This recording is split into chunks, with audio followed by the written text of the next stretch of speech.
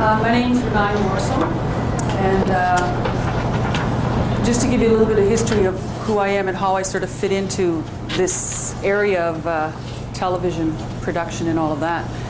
I was sort of one of the fortunate ones because of me being an actress for several years. I had went back home, back to Manitoba, Peguis, and eventually back to Winnipeg.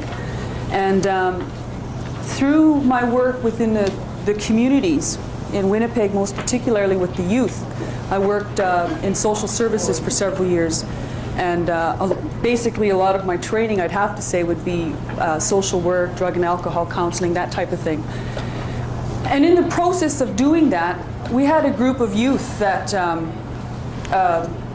had expressed interest, that they wanted to tell some stories, that they wanted to talk about the issues that they were dealing with in the inner city of Winnipeg, the drug and alcohol, violence, gangs, that type of thing.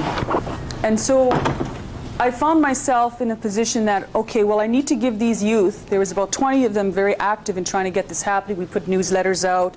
We did all sorts of types of communication to get more people involved. We utilized theater, popular theater techniques, those type of things.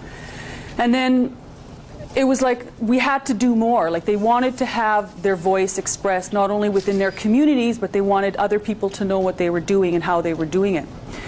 So in that process, I had went to the local cable station, had no idea what the hell I was doing, and went and talked to them. And these kids, these youth that we were working with, wanted to produce their own show. The show was called Within the Circle. They did about 8 to 10 shows, half-hour shows, in which they went into the community and they interviewed the elders, and they were the directors, and they were the producers, and they were the writers. And all of us, the group of us, basically learned as we went along. We learned about production, we learned about interviewing techniques, we learned about getting the types of questions from the people that you were interviewing in a way that could be used for television, so that you wouldn't ask a yes or no question, but you'd say, why do you feel this way? How does this work for you? You know, and so that they would express in full language and in full terms, I feel like this when this happens, so that when it came down to putting the stories together, they had the information that they were seeking. That lasted with those youth for about 3 years. We did those shows. And I guess through that process and through the grapevine in Winnipeg, I began hosting television programs there. When I realized that I was just saying words that people were putting in my mouth, saying things that were interpretive from other people that were writing it, I realized that the control and the responsibility lied within the writers and lied within the people that were putting these pieces together. So I went to the producer of this particular show and said, I'd like to write a 3-minute story. I'd like to have an opportunity to write. In fact, you don't even have to pay me. I just want to try see if I can do this. So he said, sure, you don't have to pay, that's great, you know. So I wrote a little story about, they had an Aboriginal Awareness Days in Winnipeg, and it had brought 3,000 people from all the surrounding area. And what I did was I went into that community. The broadcaster that allowed me to do this story gave me a camera, gave me someone to work it, gave me all of the sort of things that I needed, the lights and all of that stuff, to go in my community then to interview the people to tell the story. So as I went through that process, I learned as I was going along in terms of how to produce it. Then I realized that as I wrote it, it was handed back to an editor. And of course the editor says, well, it's too long here, it's too long there, you know, or it's too short, you got to add this. So they changed the story. And then I went, well, this isn't right. I mean, like, I don't want my story changed. I need to, you know, develop my skills more. I need to be able to articulate what these stories were being told to me. And as I said, as I was getting quite frustrated in that situation with the people that I was working with that had the control, like the producers at this time and all of that, I remember sitting with an elder, Myrtle Thomas, in Winnipeg, and I asked her, you know, like, this is what, I have an opportunity to do this, and I'm not sure how, you know, how I am supposed to do that. So she said to me, "You're the messenger. You're not the message. You're not the one that's going to retell the story, but you are the messenger. You are going to be the vehicle in which our stories can be told," which means that you don't retell the stories in different language. It means you don't reinterpret something that you think should be this way or that way. But the messenger has a very large responsibility for the community that they are to represent. And so I took her words very seriously as I sort of progressed with the productions that I've worked on. And I guess I'm different than what Loretta has done and what Barb has done, because I never went to the National Film Board, and I never went to Canada Council, and I never went to the funding agencies, the ones that are out there. What I did, in fact, was because of me being an actress and all of the connections that I made through the film world, I just went to the broadcasters. And I went to CKND in Winnipeg and said, well, you're doing this thing for First Nations, and I'd like to do a half-hour story, about this, and this. And they said, okay, send a treatment. And so the idea that I had to do was I had to describe specifically and to the point as to what I was going to do. The approach to the film, the style that I was going to use within this particular, this particular story. And through the treatment, we sat down with the producers at CKND in Winnipeg and came up with a story that went with that was packaged under the First Nations shows in Winnipeg.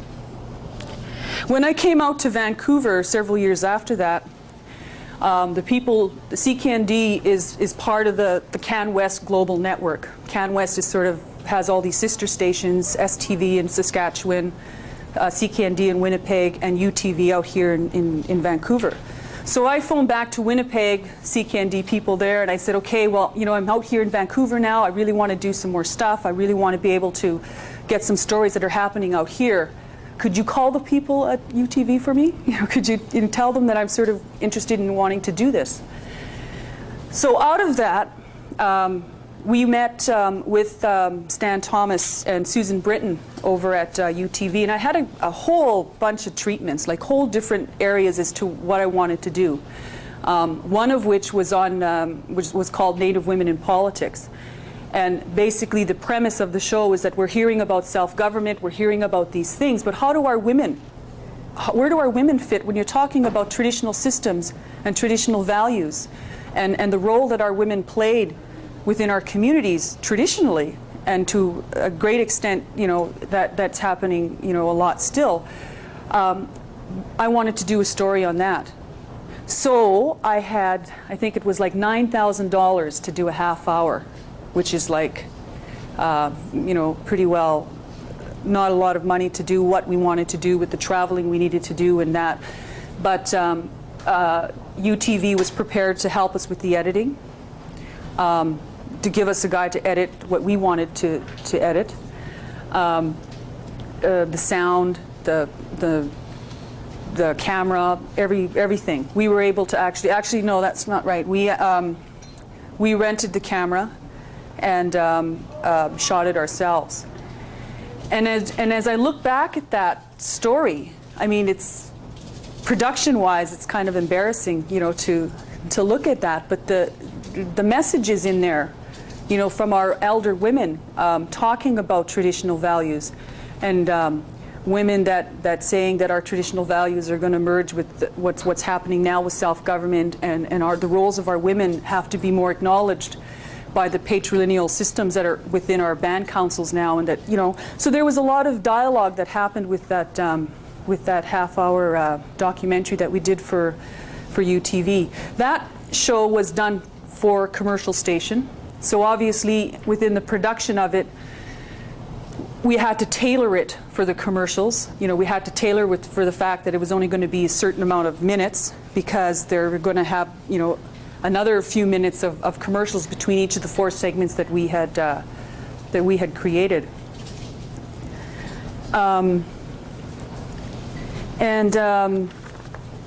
I'm just curious here, like how many of you here have worked on a production in whatever capacity? Let me just to see the heads, like writing, directing, editing. Anyone has edited? Okay, music. Okay. It's like even within this room, we have a vast amount of knowledge. You know, together we have a vast amount of knowledge to make an incredible documentary right now, I'm sure, with the stories that we have.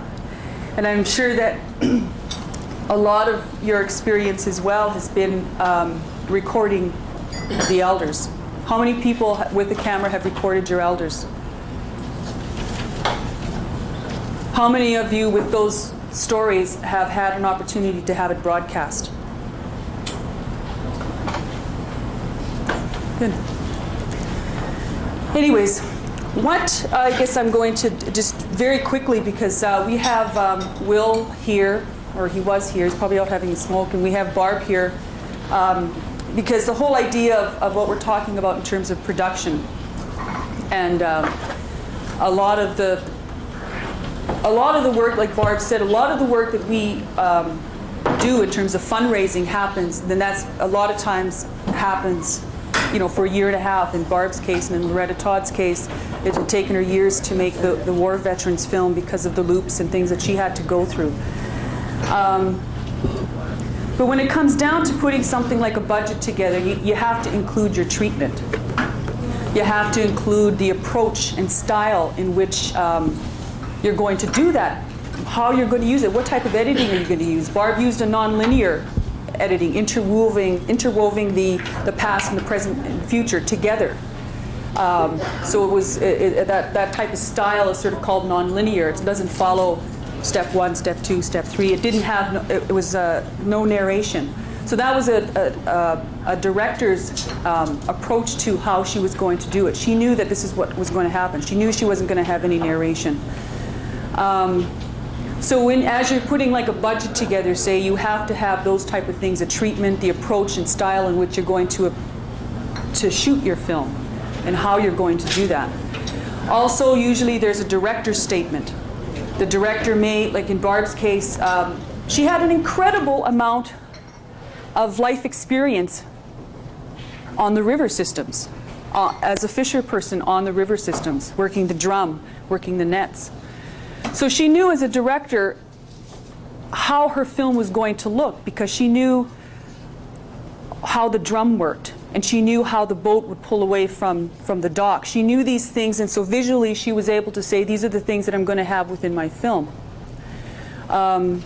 Also, in most cases, especially if you're going for larger funding, they want to know who the producers are.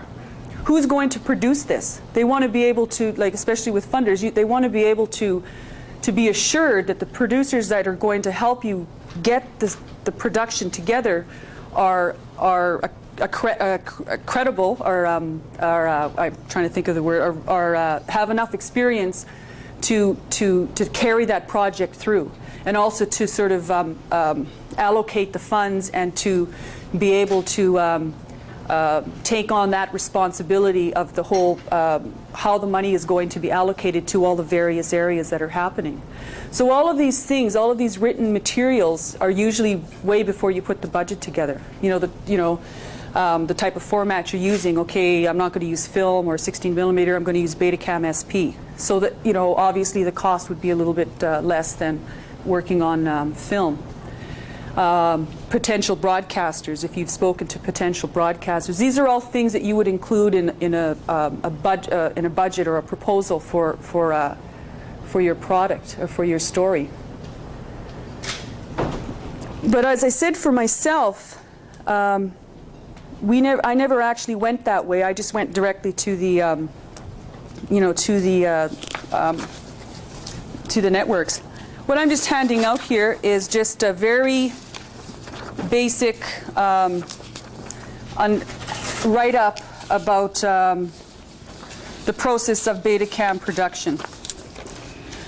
Now, this papers, I don't think I have enough, but maybe you guys can share them. Yeah, thanks. Oh, do I have? Yeah, I've got this lab on. Okay. Thought there was a wire following me around. And basically what this is just gives you a very basic, there you go, description about beta-carotene production. So it's the pre-production, you have your script. And perhaps even before, once you do your treatment, I'm sorry I'm jumping around here, it's like but once you do your treatment, say, and you've got your money, and you've got the concept that you're looking at, then you try to put together some sort of shooting script.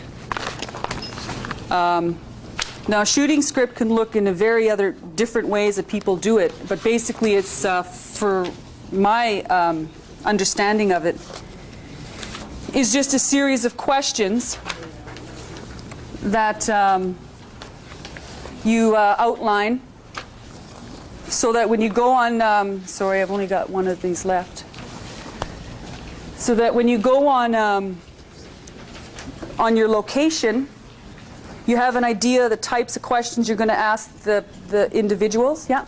Can I make a suggestion? Yeah. For those people that are interested in the documents, they don't have it, we could get whoever's organizing this to make photocopies? Yeah. Yeah, okay. I'm sorry I didn't actually make enough copies. I didn't realize there was going to be this many people here. Okay, so once you're on, you do your shooting script. It's just basically what it is. Is a very sketchy, and like this one is a project that's in the works right now. I'm doing a film on First Nations women and breast cancer.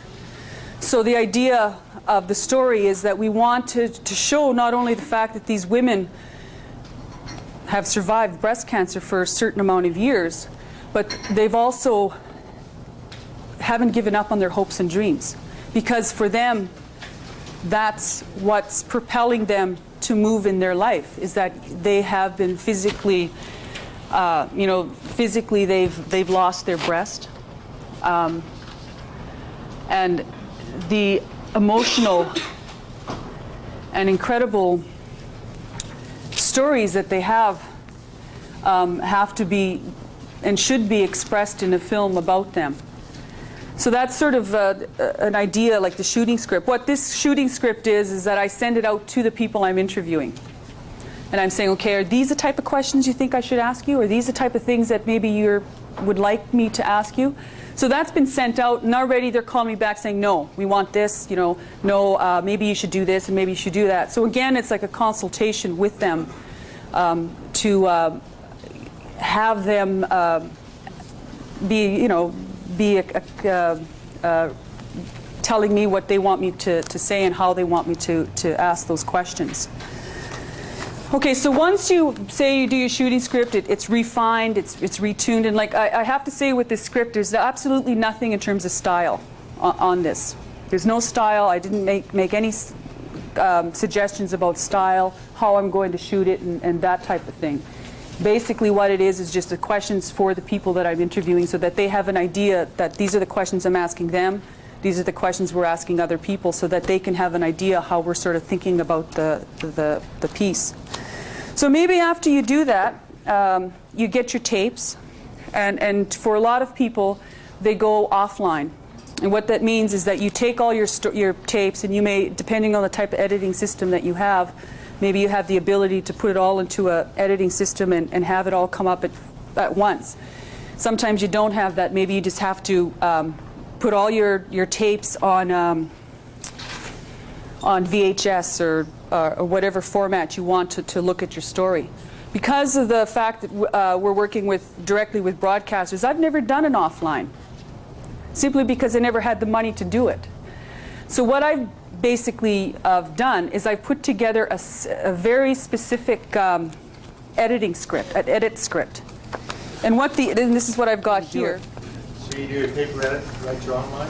Yeah, paper edit right to online. And like I said, like for other people, like in Barb's case and Loretta's case, they did an offline, which was a very rough edit, rough cut. And then they would go to their funders they would go to the people that had put their money in, and they'd go, okay, well, this is the story, and they might have suggestions, they may not, depending on the type of relationship that you had with the funders. Maybe they don't have any responsibility for the story, which would be great, that it would be just yours. But in a lot of cases, there is some sort of concessions that you make, and why you do an online.